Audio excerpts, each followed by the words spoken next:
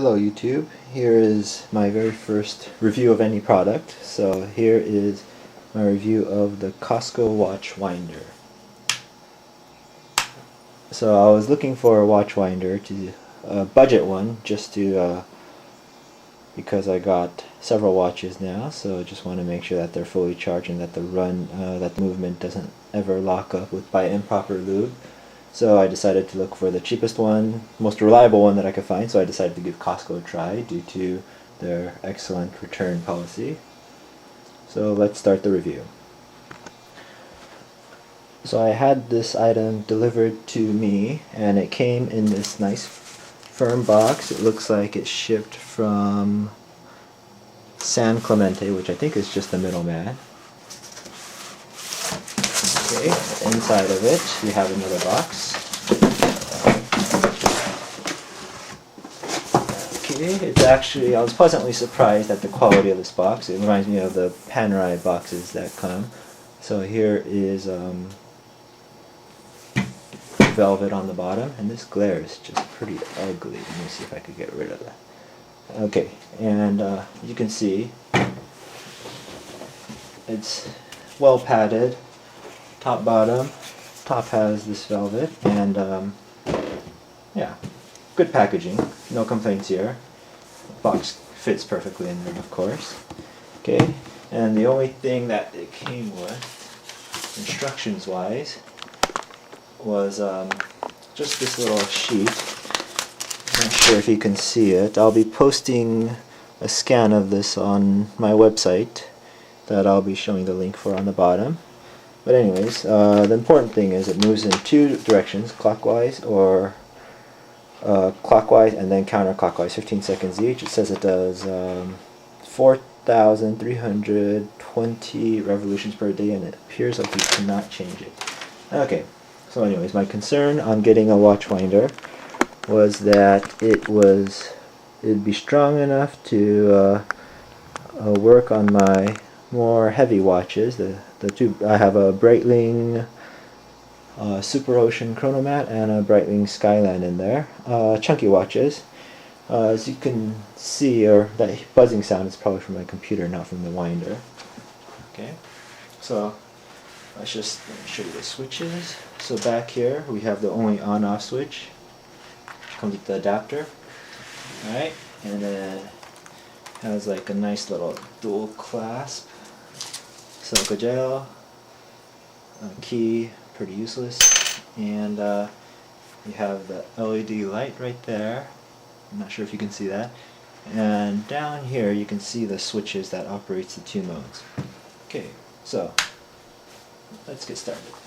Okay, so first things first. As a lot of you guys know, the Breitlings are kind of heavy, so one of my concerns is whether it works properly. I have a crappy scale that's probably going to be off, but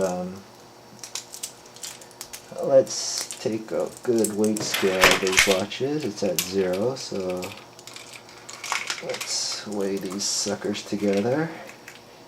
And this one has a lot of air on it because it's made for like heavier things, but we have it just shy of a pound, 0.93. Okay, so that's a good amount of heft on these watches. Okay, and the first thing I noticed when I put the watches on, right, is that the pillows are very poorly made. Right, so as you can see here, there's a lot of wiggle room, and I have about, I think it's a 7-inch wrist. So when you look at this and you turn it on, you can see that it wiggles. Let me zoom in a little. Oops. You see how it just wiggles back and forth, so that's no good. The last thing you want is to cause premature wear on your bracelet, and especially those two things that'll rub together. So what I actually did is I stuffed it with glass cleaner or something of that sort. Let me zoom back. And then what that does is it gets rid of the wiggle room. Right, I'm going to figure out a better solution to this, and same thing with the Skyland as well. Okay, what I actually did with the Skyland is I cut a bracelet off of one of my wife's old watch just to provide that extra bit of tightness so that it won't hit. And yeah, and then so we do this. So right now I have it on mode 2, so it moves in both clockwise and counterclockwise. Do it in mode 1, it only moves in clockwise. And then typically you see how this is a 45mm face, this is a 42mm face. You can see that they're pretty tight, and thinking if you had two 44s or something like that, it might rub and you might have to put something in between it. But by adding additional support to the pillows, it works well. And you can hear that it's really quiet. Don't really hear anything. But yeah, I don't keep it in my bedroom, so I'm not sure. But yeah, I was very pleasantly surprised at the sound or the lack thereof. And anyways, what else do we want to do? Okay, so sound-wise, I'm pretty impressed with the ability to work well. But just a concern for those people that own panerais.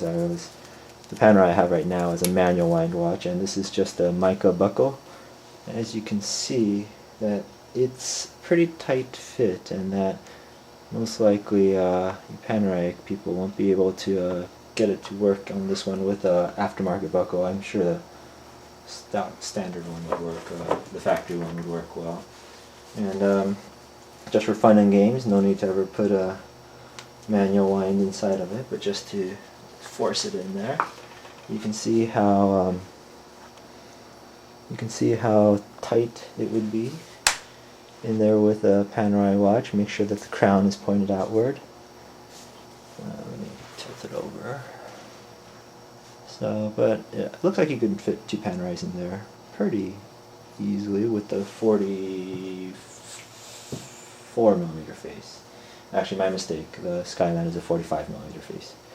Anyways, that's about it. I purchased it for $70 shipped plus tax, California. Pretty happy with it. Packaging was great. It's pretty quiet, and lifetime warranty if something goes wrong. The only bad is this sucker right here. Anyways, hope someone finds it helpful. I was trying to look everywhere for a review before I decided to make my own. Anyways, feel free to go to my website for additional details and with pictures. Bye.